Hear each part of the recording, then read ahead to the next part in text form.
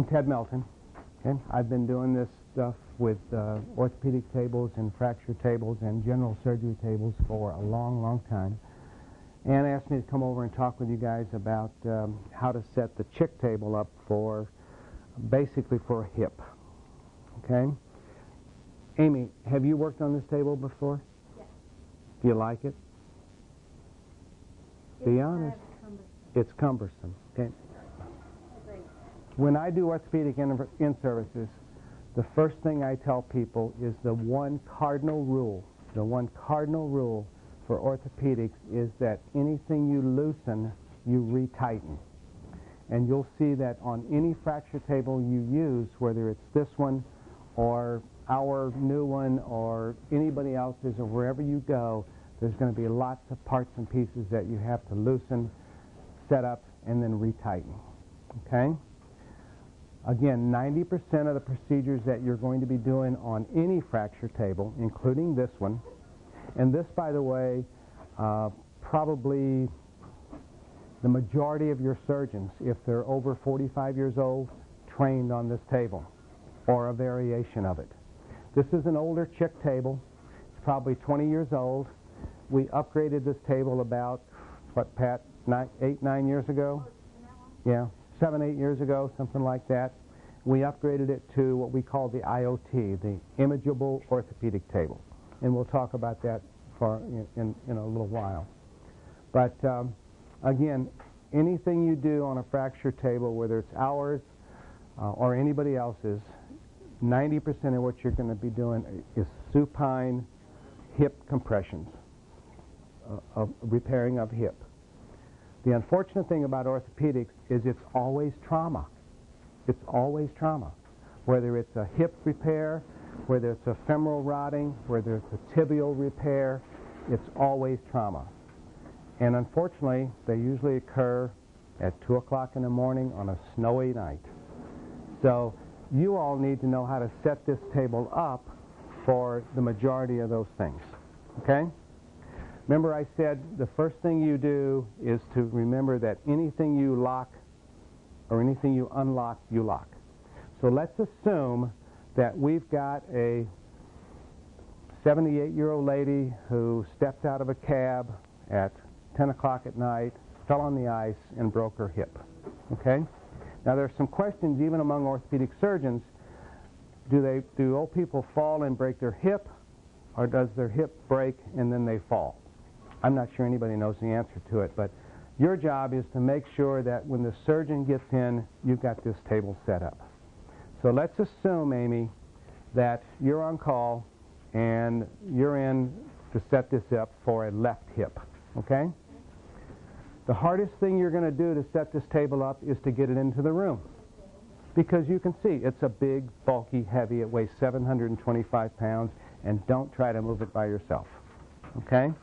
You can move it, but you can't guide it. All right? So let's assume you get it into the room. The first thing you have to do is to determine which hip the doc's going to be doing. If it's the left hip, you need to make sure that the table is positioned with the surgical lights on the left side. Because once we pump this up, you can't move the lights over the frame. Okay? And nothing is going to upset that surgeon more than to come in at 2:30 in the morning and you've got the lights over here and he's working on a right hip. So make sure you read the chart, make sure you know it's a left hip, make sure the lights are over here. Right? Assuming you've done that, first thing you do is to come and to lock the head end of the table. Head end of the table.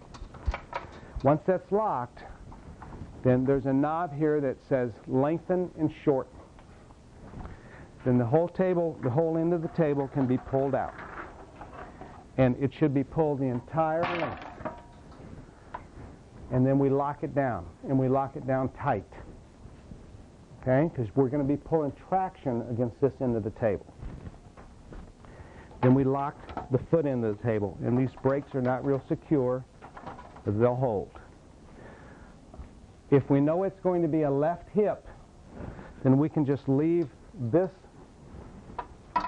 spar, if you will, this contraption down here, out of the way.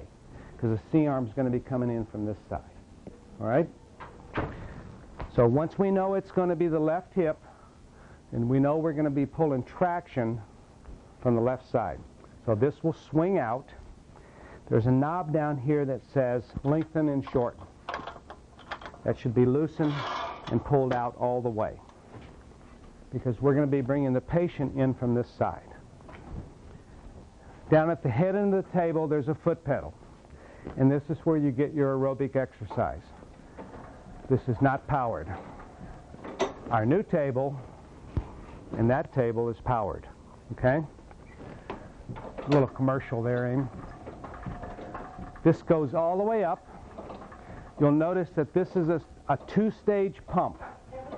You'll notice that right now just these lifting collars are going. When it gets to a certain point, the top itself will start going up. When you get to that point, you stop.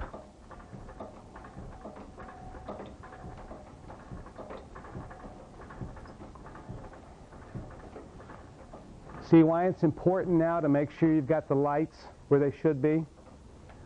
Okay, the top is starting to move up, so we'll stop pumping for right now.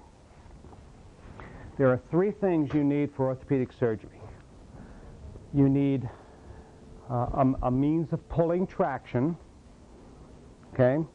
And remember, in orthopedic surgery, you're not pulling traction against the bone, you're pulling traction against the muscles. Imagine that this is a femur or a hip, and the bone breaks, and when it breaks, those muscles contract. Okay?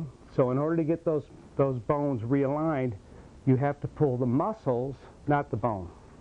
Okay? So we're going to be pulling a lot of traction in order to get the bone realigned. The other thing you need is a counter traction device. If you pull on something, it's going to pull right off the table unless you have a means of stopping it. So we're going to put a counter traction device in here. The other thing we're going to have to do is find something to do with the well leg. Okay, the leg that's not affected. Who's never done this before? All right, you're on, honey. Come on up. Come on down. Okay, let's assume that, what's your name? Natasha. Natasha. Let's assume that Natasha is our 78-year-old patient. Great, she says. This is a well leg support. It should be on the table before the patient comes in. So the stretcher comes in and the patient is transferred to here. You want to get up there? You actually want me to lay down? Yeah. Oh, yeah. Okay. Once she's intubated, That's great. you can back up just a little bit.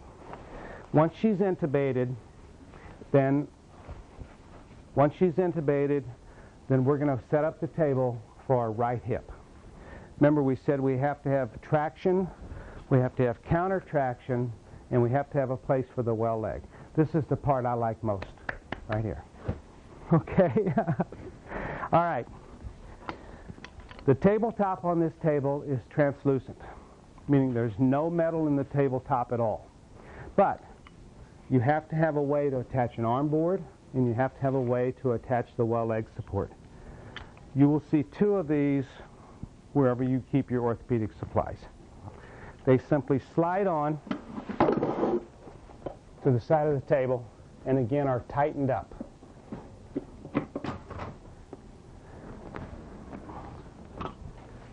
One goes on one side, one goes on the other side.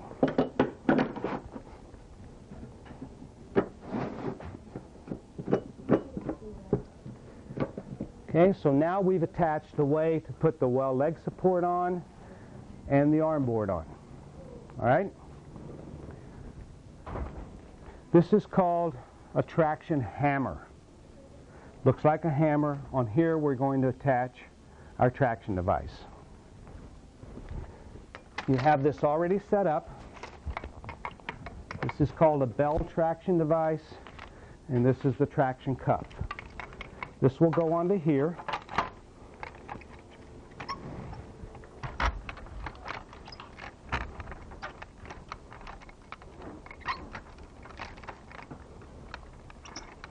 Thank you. And again, as tight as you can get it. You'll notice that this traction device will swivel and the cuff will also rotate. But for right now, we're going to keep both of them nice and tight. Okay. Natasha, you can come back up. Thought I was getting out of that. Yeah, you did. So now we're supporting the well leg. We've got a traction device set up. Now, the other thing we have to have is counter traction. This perineal post is going to be dropped. I'm a grandfather, honey, it's okay. It's going to be dropped. You paid extra for this. The counter traction is going to be dropped right at the perineal edge, and she's going to be pulled all the way down right against that post, right against the post. Once we've done that, then you'll notice that we're going to have to move this in, and her leg goes up in the traction.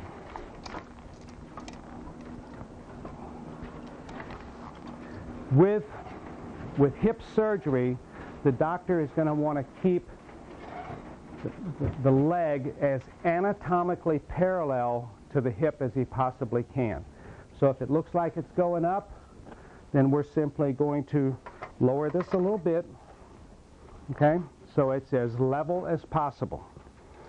So now we've got a counter traction device, we've got a means to pull traction, but we've got to do something with this leg to get it out of the way.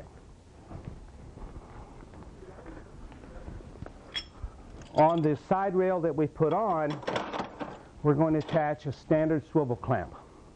It can be, you've got these laying around your OR everywhere. Goes on here. This is called an articulating bracket. And you will see when we put it on that we can do a figure eight with it. We can articulate it any way we wish. Your health insurance paid up? Yes. Okay, good. This is called a well leg support. It simply drops into here. All right. Now we can move this bracket just about any direction we wish.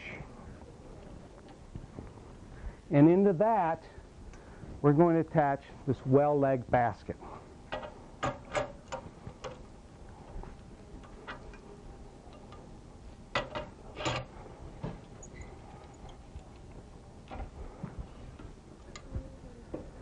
Okay. All right, you ready for this? Yeah, because I've never seen it. That's why I'm up here. All right. Can you lay flat? This is great. All right. Okay, once we've got her well leg in, now remember, she's going to be already intubated and asleep, so the doc is probably going to abduct this as far away as possible.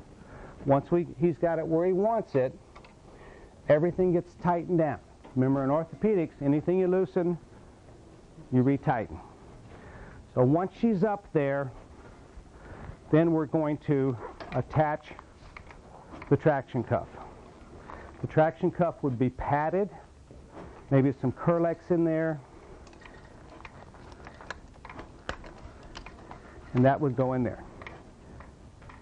This is called a planter's plate, and the doc is going to want that ankle, or the bottom of that foot, as close to perpendicular, as close as perpendicular to the heel as he can get it. That will keep it from sliding out. Okay. Everything is tightened, retightened. All right. So now we've got a traction cuff, full traction. We've got a counter traction device, and she would be pulled way down, and a means to support the well leg. Once that's there, you okay? Okay, once that's there, this comes out and is set aside. Okay? We would attach an arm board here, okay, for anesthesia. But now she's suspended there, and the doc is going to come in. The C-arm is going to come in from the unaffected side, and take a shot of the hip. All right? If the doc doesn't like what he sees, then he's going to pull his gross traction from here. Okay? He's going to pull the traction, tighten it up. Another C-arm is going to come in, take a shot, and then if he needs just a little bit more, he's going to pull his finite traction from here. You've got 8 inches of finite traction pull here. Once that's done, the final C-arm comes in, he takes a shot. That's where I want it, guys. He goes out and he scrubs, okay, while you guys are prepping. The only thing that we didn't set up is on hips. You guys drape here for hips? Okay. These drape rods would be moved to the operative side, and he'll operate outside of the drape. Okay? So the drape rod, there's one on that pole over there. Yes. Where is there one over here? Oh, I see. Okay? And the other one would go over here. Whole unit comes off. Right. The entire unit comes off. All right? That's all there is to setting up a hip on this table. That's all there is. What about that blood pressure cuff thing? Good question. Great question. Blood pressure cuff is designed to be inflated, and we recommend that the cuff never be inflated to more than 100 psi, or 100 millimeters of mercury, but never higher than the patient's systolic pressure. Okay? I will tell you that some of the calls that we get is people don't come to the in-services and they say, I can't get this thing unlatched. I can't get it unlatched. It's broken. There's a little flange there, and they don't read the instructions. There's a little flange that says push up and hold, and then it comes open. Okay? If you can set this table up, you need 4 things. You need a traction cuff, you need a perineal post, you need a place for the well leg, and you need a place to support the legs before you put them up in traction. 4 pieces, and you can set this table up for a fracture, for a left hip. Questions? Can I get down? Not yet. Now, let's assume that the doc is also doing a femur, or going to do a femur later on.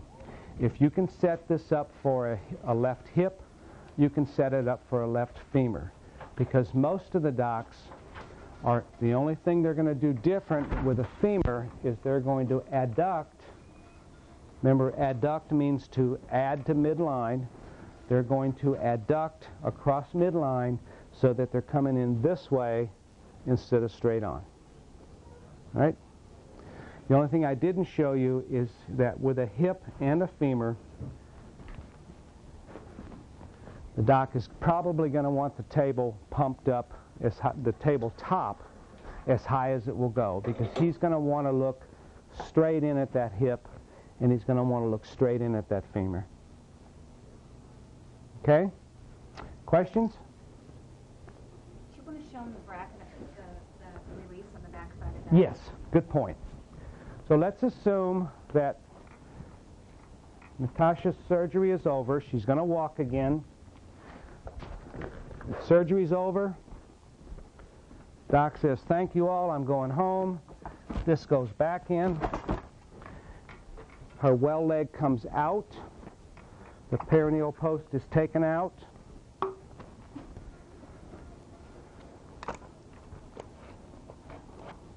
She's taken out of traction. This is moved out of the way.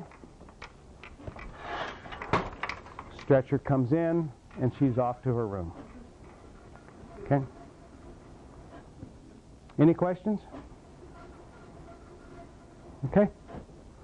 We usually keep the stirrup all put together, the articulating pieces and the support. Usually keep it together, you know, so that we don't have to do that. But anyway, I think a lot of people don't know that little handle, how to take that Yeah. out. It's a little handle. There's a little squeeze handle only on the right side. Only on the right side. And you simply squeeze it and it comes off. Okay?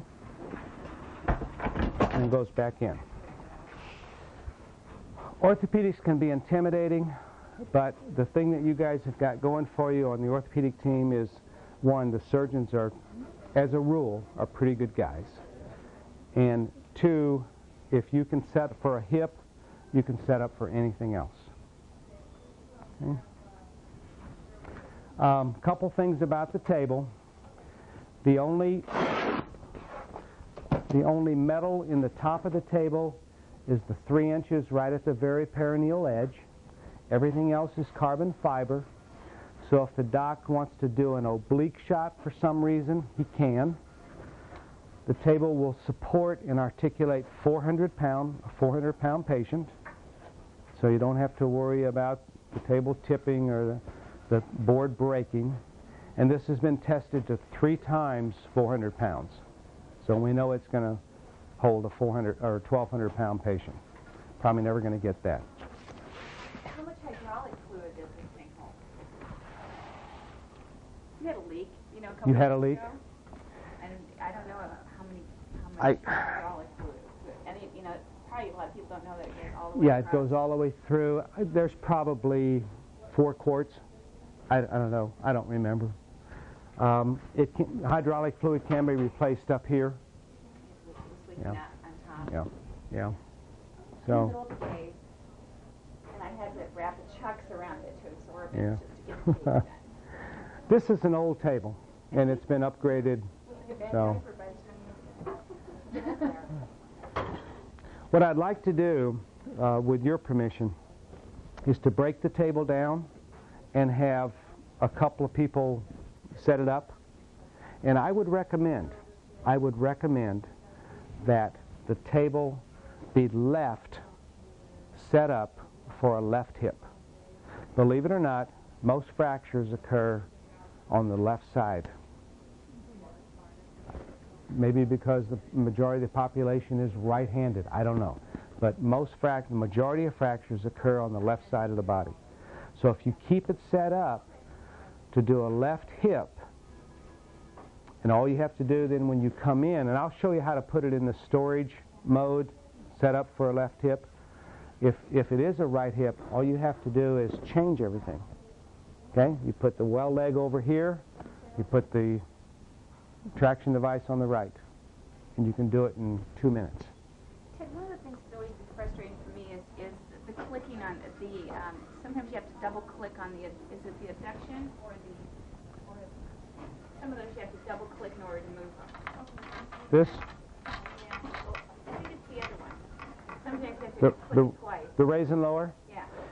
if you're going to raise it and lower it, all that's doing is, and this is already bent, so Maybe it's the other one. It's Yeah. not that one. It's the other one to make it go slide in and out. oh, the lengthen and shorten? Yeah, lengthen. Okay. Sometimes it- yeah.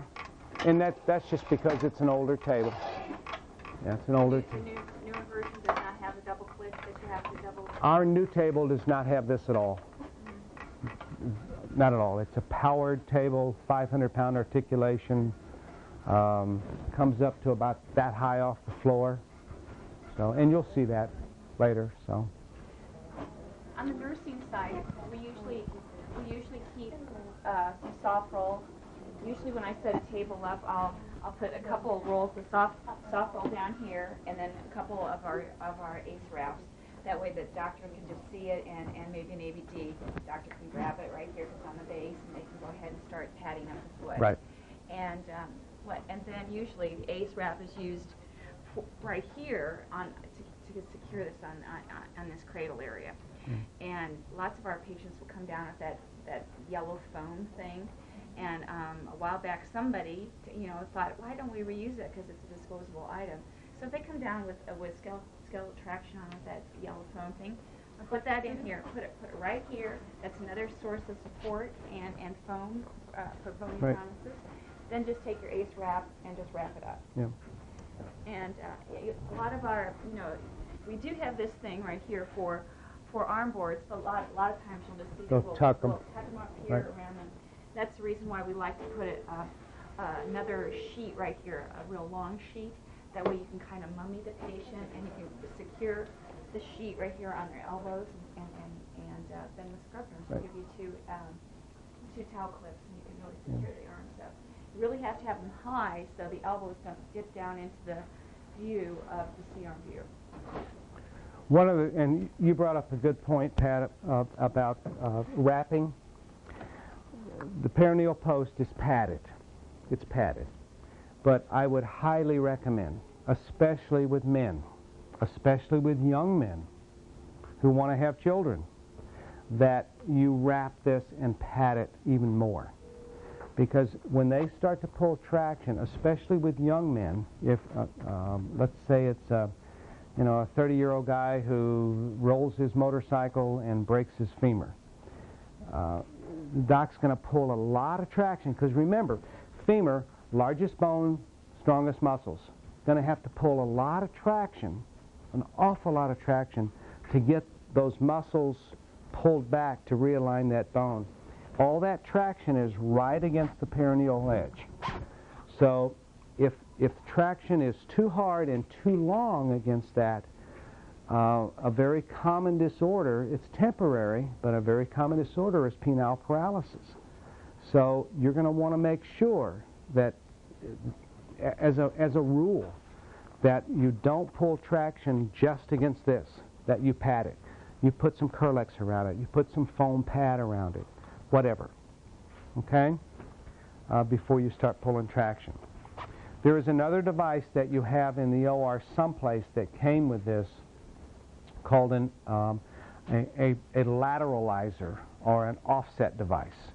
And I don't know if you've seen that, Pat, but it's a little stainless steel adapter about that long that goes into here that will allow you to move the hip out to one side. Okay? If you've got a very, very narrow-hipped patient, let's say you get a little 85-year-old lady in here, and she's got a very, very narrow pelvis, very narrow hips, and her hip is right here. Well, because the doc is shooting through this, even though it's translucent, he's going to get an artifact. So in your OR someplace, there's a device called a lateralizer, or an offset device, that will move this perineal post from here over to here, okay? Or from here over to here, depending on the hip. And that will throw the hip out a little bit further off the table. All right? So I'm sure you've got that here someplace. I don't think anybody's ever asked us to use it. Yeah. It depends on the doc. You can get good images through here without that, but sometimes the doc can't get good access depending on the severity of the compression he's doing. Okay, any questions? All right. Yes. I had a statement, along with the nursing aspect of it, we usually use the 4-inch stockinette to wrap the well leg holder, because the 6-inch Jinsey doesn't really give the leg enough support. Yeah. So if you're going to use the 4-inch. Yeah, I've seen a lot of hospitals that will put this on, and then they'll put a gel pad over it, just to pad it, especially around that popliteal area. Right.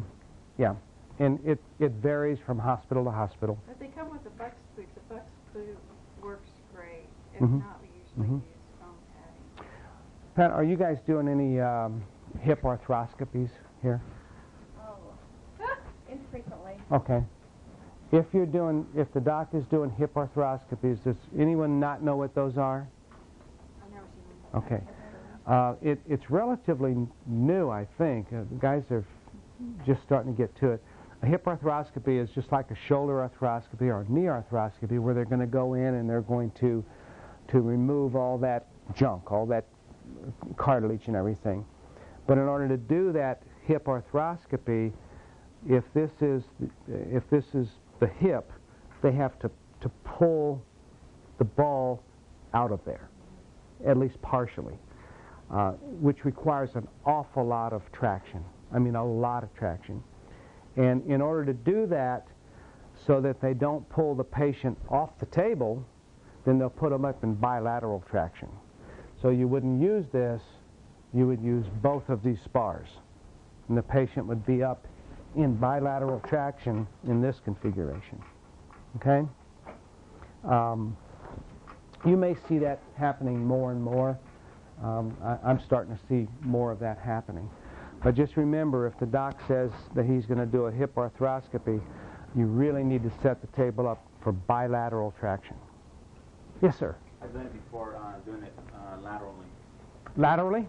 Do you Yeah. have the adapter here? Or? You have a lateral device here, and when you do does anyone here not know what a lateral femoral rod is, or a lateral scope, lateral scope? Everyone knows that? Okay. When you do a lateral, and most docs are not doing laterals anymore, but occasionally you'll find a doc, if the patient is really, really heavy, he's going to want the patient on the table, and it's 99.9% of the time it's going to be for femoral rods, and it's called a horizontal perineal post, and the patient is going to be in this configuration, kind of scissored, with a well leg underneath, okay, and the doc is going to come in from this way, and you've got that device here. No, no, the well leg would be just sitting on a board, and the affected leg would be over the top of that in a scissored position. Okay, most docs are not doing lateral femoral rods anymore. Most of them are strictly doing them supine. But you're right, that happens occasionally. I hadn't really thought about using the chick table to do a scope, but that would give you great traction. Oh, to open absolutely. To open up the space, Yes. the hip space. Yeah. Yeah. All he's doing is he's just pulling enough traction to move the ball of that hip, okay, out away from the acetabulum. Yeah, middle block there. Move it out enough so that he can get a scope down in there, and generally the doc will, regardless of how much he gets out of that, he won't pull more than 2 hours of traction. Even if he's not finished, he says that's enough. Let's quit. But it's becoming, we're seeing that more and more. So, do all of you know Mike Mazon, by the way?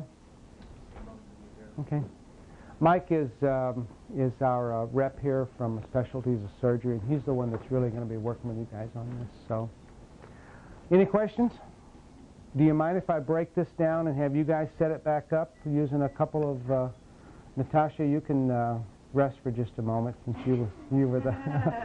All right, I'm going to break it down to its base table, and then maybe a couple of you can work on it, because trust me, Mike doesn't want to get a call at 2 o'clock in the morning, and neither do I, saying, how do I set this thing up? So. Sometimes with people, if we really want to conserve space, I have seen it broken down where they've taken this off and just set it up there, set it up there, right. And then this compresses Yes. down even further. Yep. So, but usually we don't do that when we Yeah. put it aside. The last thing I'm going to show you before we finish this evening is how to set this up in what I call the storage mode, so that if it's set up that way, when you come in, all you got to do is just unfold it, stretch it out, and you're ready to go. Okay? You want to help me break this down, Mike?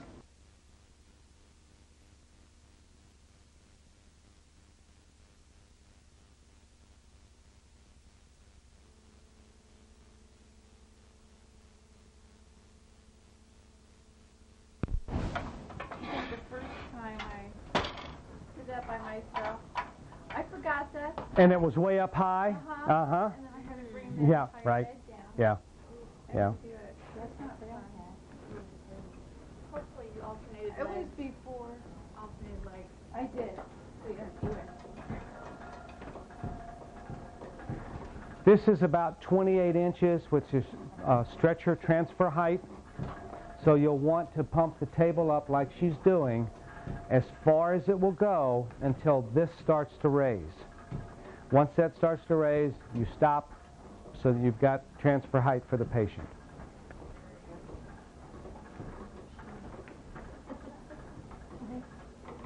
Get your aerobics with it, yeah.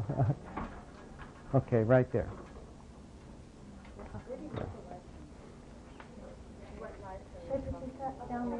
Now let's do a right hip.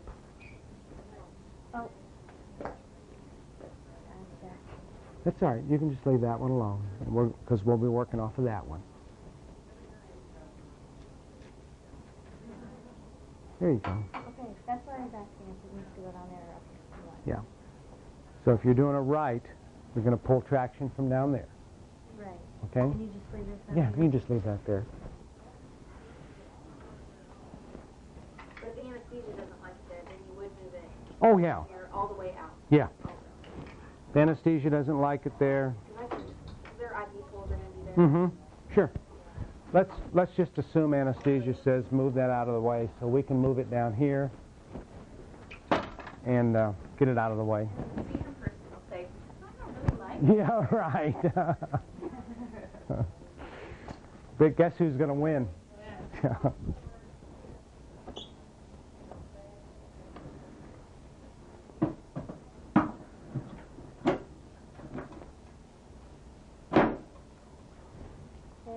Okay, doing good.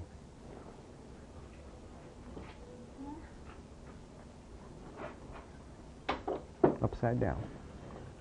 There you go. On those removable side rails, the knobs go underneath.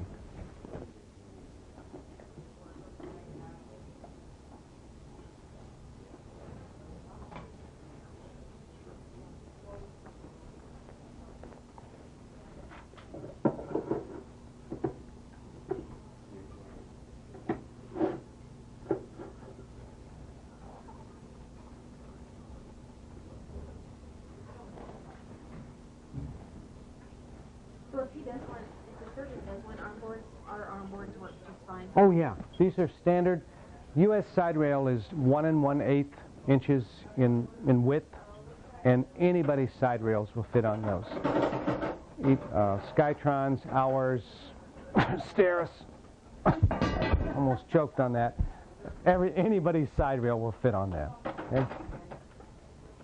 And at what angle is there a certain angle that you put your unaffected leg holder at? Because I mean, look at that, all those different joints on that thing. You've got 1, 2. Yeah, do I have it going right? What is the certain? What is the? You've got it fine. So you have. In terms of the leg, in terms of the leg, remember what you want to do is get that. All you're doing is supporting the unaffected leg so you can abduct it out of the way. The thing that you have to be most aware of is making sure you don't have pressure along that popliteal space in the back. And that's the reason you've got a soft thing here. Okay? Okay, that's fine. What I normally recommend as a rule of thumb is that you make this kind of a U using this as the bottom and then rotating this around like this so that you've got a U shaped from here to here. All right? And that way you can adjust inwardly any way you want to. Unless you're real short leg like I am. Okay? All right?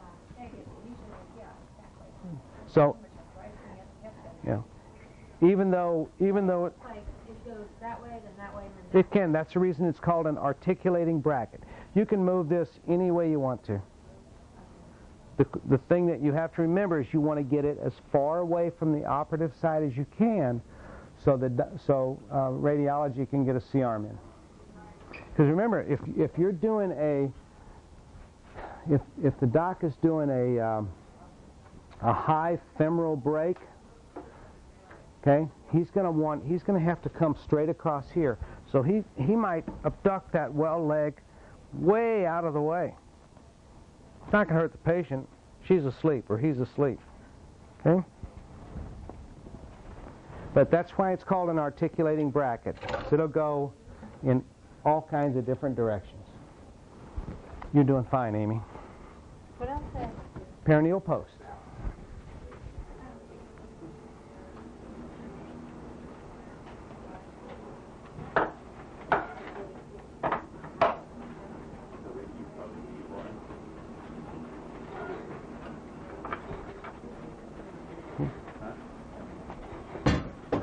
And then this, of course, would go on the affected side, because on a hip, the doc is going to be operating outside the drape.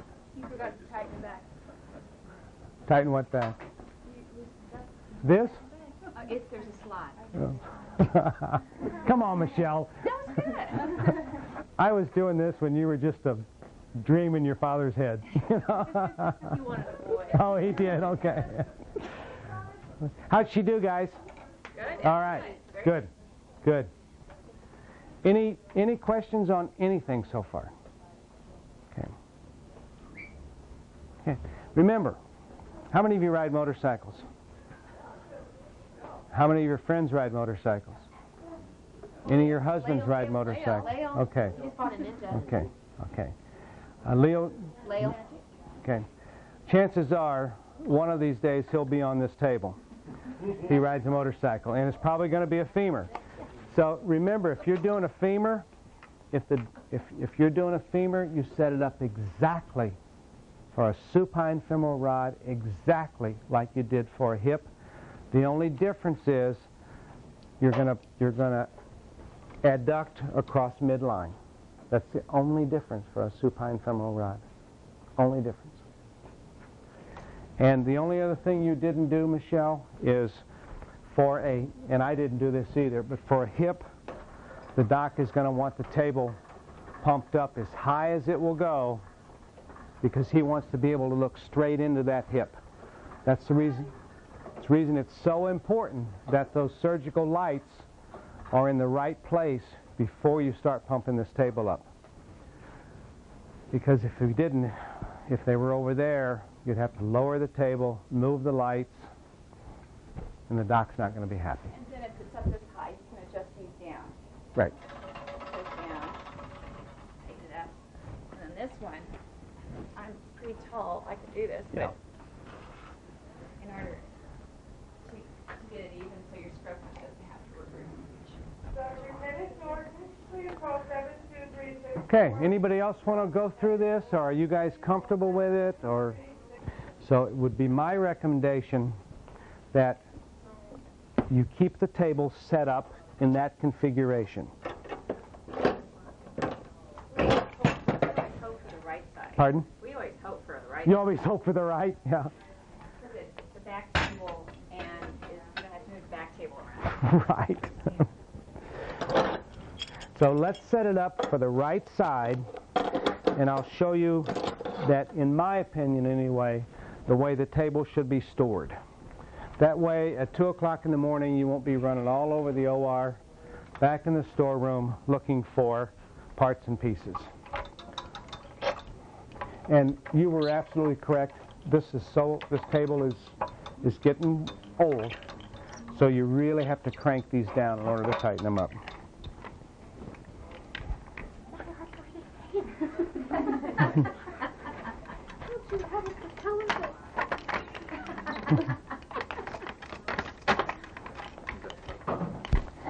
This is still, by the way, the preferred table.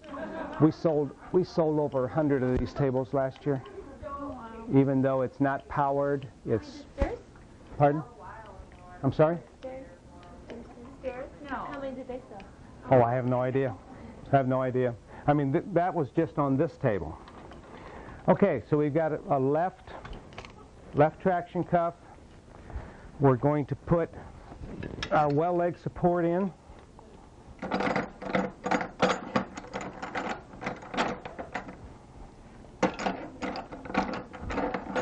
I've got a lot of good friends who work for Stera, so I tease you about it, but they make good equipment.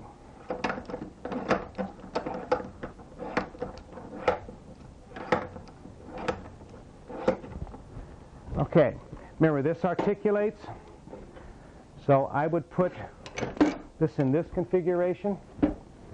I bring this spar around, put it here, bring this spar around,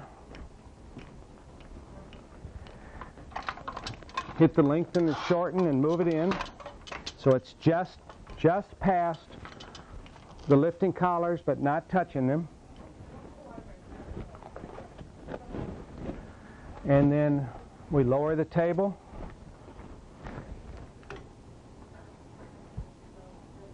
As you're doing this, make sure that this hammer doesn't hit the top.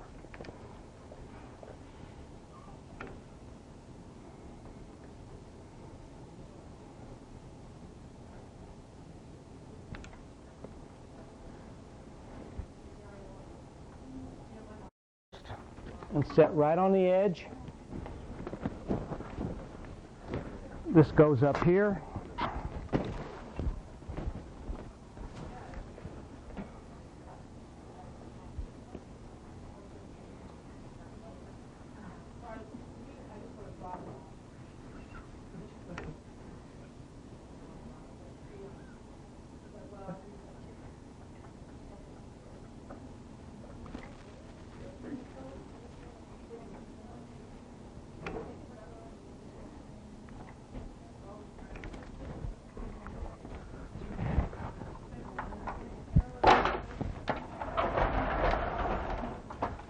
Okay, once you've done that, the floor space that this takes up is no larger than your stretcher. In fact, it's probably smaller than your stretcher. So once it's in that configuration, you can take it back to wherever you guys put it, store it. The next time you have a case, all you do is expand it, pump it up, pull everything out, and you're ready to go. Provided that's a left. Provided it's a left. If it's a right, everything just gets reversed. The only thing that gets reversed is your well leg support and your traction device.